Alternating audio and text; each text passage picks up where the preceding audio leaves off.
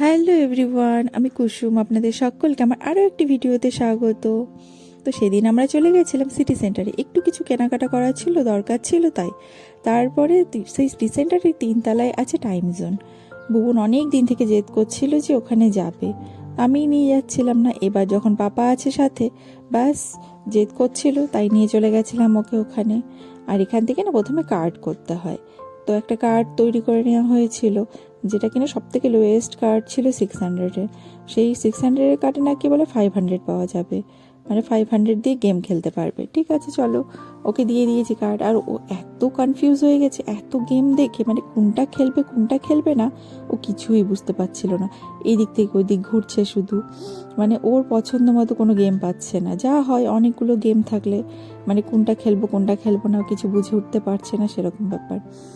তারপরে নিয়েছিল এই কার রেসিং গেমটা, যেটা কিনা বড়দের জন্য ছিল, বাচ্চাদের জন্য না। ও তো বুঝতে পারেনি, কি আর করবো, ওকে দিয়ে দিয়েছি যাও খেলো যদি পারো। কিন্তু এই গেমটা একদমই পারছিল না, ও বুঝতে পারছিল না। তো যাই হোক, যেমন তেমন করে খেলেছে, খেলাটা শেষ করলো। তারপরে আবার শুরু হয়ে গেল খেলা খোঁজা, মানে কোথায় যাবে কোথায় যাবে না। এখানে অনেক বাচ্চারা এসছে তাদের মা বাবাদের সাথে। আর এখানে সত্যি বাচ্চাদের নিয়ে এলে বাচ্চারাও এনজয় করবে। তারপরে তো এদিক ওদিক খোঁজাখুঁজি করতে করতে অনেকক্ষণ পরে আরও একটা গেম পেয়েছে। মানে ও না সত্যি একদমই বুঝে উঠতে পারছিল না, মানে কি করবে। সব বাচ্চারা এদিক ওদিক খেলছে, ও শুধু দেখছে। তারপরে আবার একটা ডিসাইড করলো যে এই গেমটা খেলবে। এটা ও গেছিল ওর পাপার সাথে খেলবে বলে, ওর পাপা তো বারণ করে দিল যে না আমি খেলবো না, তুমি একা খেলো, আমি তোমার পাশে বসছি।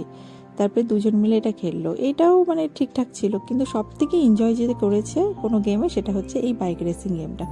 ও তো এত খুশি হয়ে গেছিলো, বলছে বাবা দেখো আমি বাইক চালানো শিখে গেছি। সত্যি বেশ এনজয় করেছে, ওকে এনজয় করতে দেখে আমাদেরও খুব ভালো লাগছিল। তারপরে এই গেমটা আমি আর বোন দুজন মিলে খেলেছি। এটা বাস্কেটবল গেম ছিল, আর এখানে টাইম দেওয়া আছে, টাইমের মধ্যে কতগুলো বল বাস্কেটে ফেলতে হবে। এই দুটো আমি আর বোন দুজন একসাথে খেলেছিলাম আর ভীষণ এনজয় করেছিলাম। হ্যাঁ, কিছু কিছু গেম এখানে আছে যেটা কিনা মা বাবাদের সাথে খেলতে পারবে বাচ্চারা, বাচ্চারা মা বাবাদের সাথে সময় কাটাতে পারবে, মজা করতে পারবে। সেরকমই এই গেমটা ছিল, যেটা কিনা আমি আর বুবুন খেলেছিলাম। আর সত্যি আমরা দুজন ভীষণ মজা করেছিলাম। আর আমাদের দুজনের মধ্যেও আবার কম্পিটিশন চলছিল যে কে কটা বল বাস্কেটে ভরতে পারে। বেশ এনজয় করেছিলাম। তারপরে আবার শুরু হয়ে গেল খোঁজা।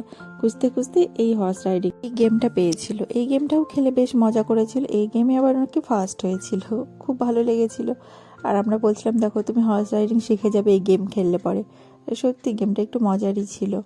তারপরে তো এবার ফেরার পালা, এবার বাড়ি যেতে হবে, অনেকটাই লেট হয়ে গেছে, মানে প্রায় 9টা বেজে গেছে। আর এদিক থেকে চৈতালি ফোন করে যাচ্ছে, যেহেতু আজকে ওর বাড়িতে পার্টি আছে, তাই তাড়াতাড়ি করে এবার ওর বাড়িতে যেতে হবে। একটু লেটই হয়ে গেছে আমাদের এখানে, মানে এখানে যা হয় কোনো এক জায়গায় গেলে মানে তো সঙ্গে সঙ্গে বেরোতে পারি না, তো তাই একটু লেট হয়ে গেল আমাদের। ও বারবার ফোন করছে। তারপরে তো আমরা সোজা চলে গেছিলাম ওর বাড়িতে। গিয়ে ওখানে একটু আমরা সবাই মিলে বসলাম, গল্প আড্ডা হলো। তারপরে খাওয়া দাওয়ার পালা। তারপরে খাওয়া দাওয়া দেখছি ও অনেক কিছু রান্না করে রেখেছিল, তো বেশ ভালোই এনজয় করেছি আমরা সেই দিনটা। আসলে অনেক দিন পরে এরকম সবাই মিলে একসাথে বসে গল্প আড্ডা আর এনজয় করলাম, খুব ভালো লেগেছিল। আর রান্নাবাড়িও ভীষণ ভালো হয়েছিল।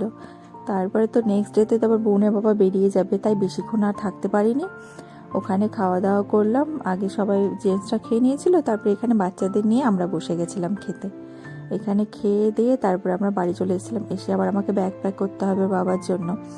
তো আজকের মতো তাহলে টাটা, দেখা হচ্ছে নেক্সট কোনো একটা ব্লগে।